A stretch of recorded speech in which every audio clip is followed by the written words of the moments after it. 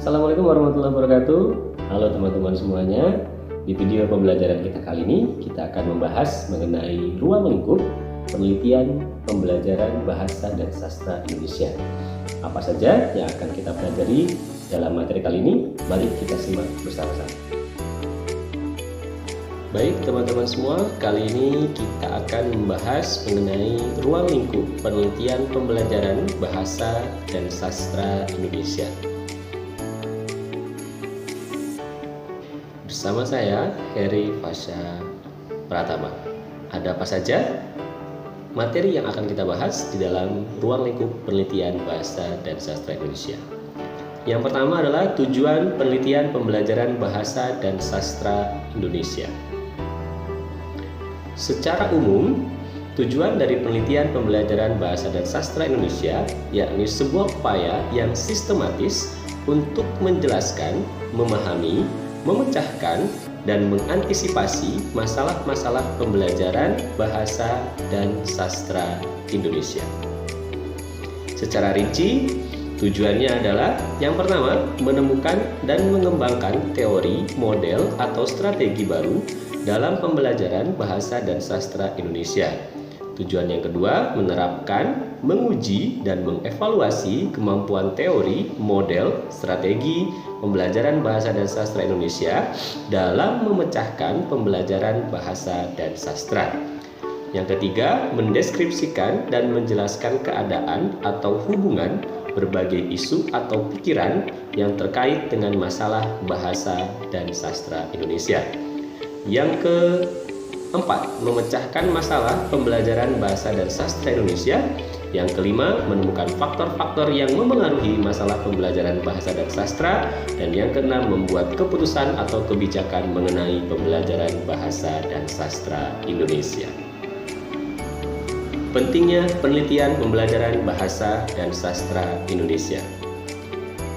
Memecahkan suatu masalah merupakan tugas utama peneliti.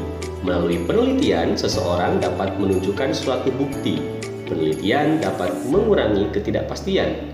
Dengan meneliti, seseorang juga dapat memperoleh hasil dari suatu tujuan yang telah ditetapkan. Sifat penelitian pembelajaran bahasa dan sastra Indonesia.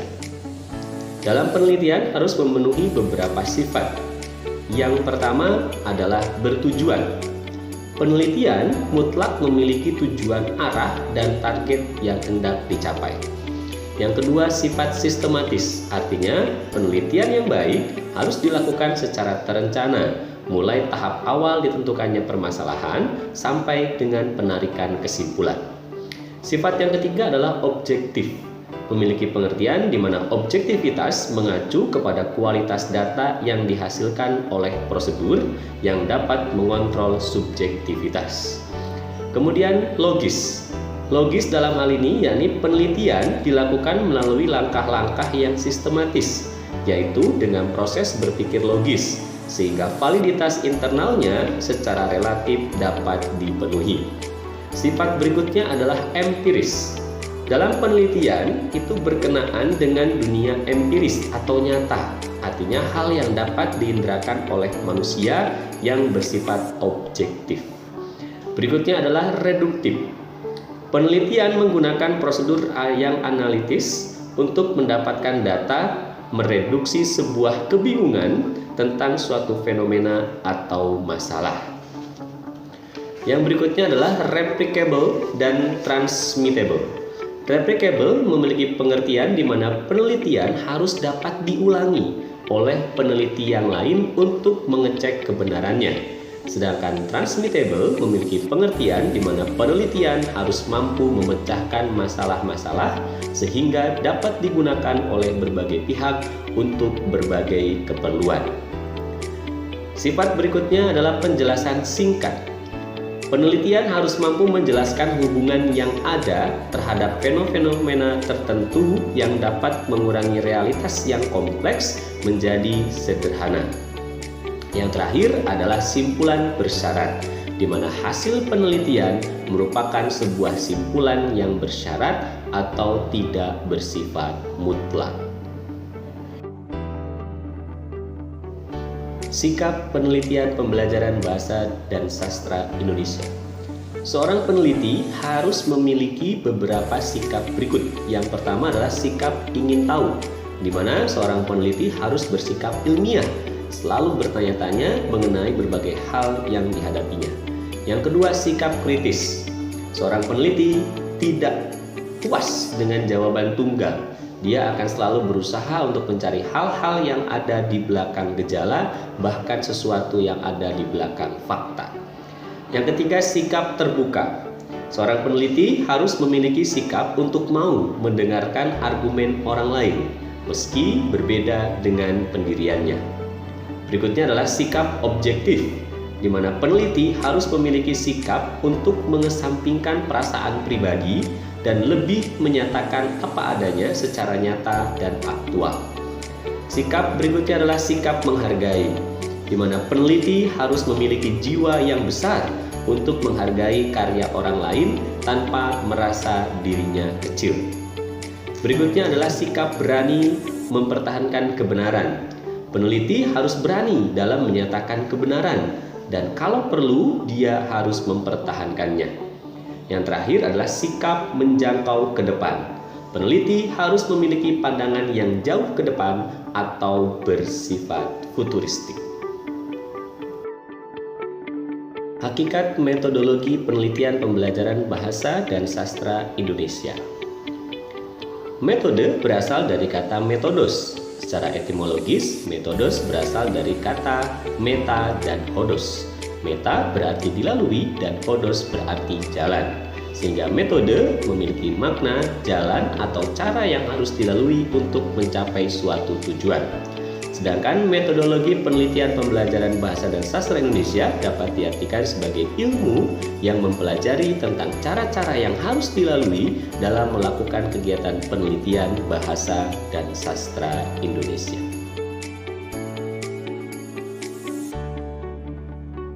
Proses penelitian pembelajaran bahasa dan sastra Indonesia.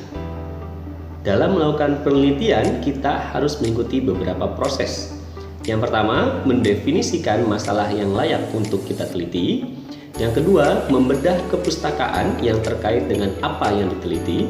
Yang ketiga, memilih teori yang relevan dengan masalah yang diteliti sebagai dasar penelitian dilakukan. Yang keempat, mendesain penelitian yang akan dilaksanakan dengan mempertimbangkan rumusan masalah dan tujuan penelitian. Yang kelima, memilih strategi sampling, apakah akan menggunakan random sampling atau non-random sampling. Yang keenam, menentukan strategi pengukuran dan alat ukur yang akan digunakan. Yang ketujuh, mengumpulkan data. Kedelapan, analisis data. Dan yang terakhir adalah mengkomunikasikan hasil dari penelitian. Tipologi penelitian pembelajaran bahasa dan sastra Indonesia. Dalam melakukan penelitian, penelitian dibagi menjadi 3 jenis penelitian. Yang pertama, penelitian berdasarkan tujuannya. Yang kedua, penelitian berdasarkan jenis data. Dan yang ketiga, penelitian berdasarkan aspek metode. Penelitian berdasarkan tujuan dibagi menjadi 2, yaitu penelitian dasar dan penelitian terapan. Penelitian dasar yakni penelitian untuk perluasan ilmu tanpa memikirkan pemanfaatan hasil penelitian. Sedangkan penelitian terapan yakni penelitian yang bertujuan untuk menerapkan, menguji, dan mengevaluasi kemampuan suatu teori. Yang kedua, penelitian berdasarkan jenis data, yakni penelitian kuantitatif dan juga penelitian kualitatif. Penelitian kuantitatif yaitu penelitian yang bersumber pada data-data yang berupa angka-angka atau menggunakan metode statistika. Sedangkan penelitian kualitatif yakni penelitian yang temuannya tidak diperoleh melalui prosedur statistik namun berdasarkan hasil dari investigasi. Dan yang ketiga, penelitian berdasarkan aspek metode dibagi menjadi penelitian dengan metode kuantitatif yakni eksperimental dan non-eksperimental, dan juga penelitian metode kualitatif yakni interaktif dan non-interaktif. Nah, itu dia penjelasan mengenai ruang lingkup penelitian pembelajaran bahasa dan sastra Indonesia. Mudah-mudahan video ini bisa bermanfaat. Sampai jumpa di video selanjutnya. Assalamualaikum warahmatullahi wabarakatuh.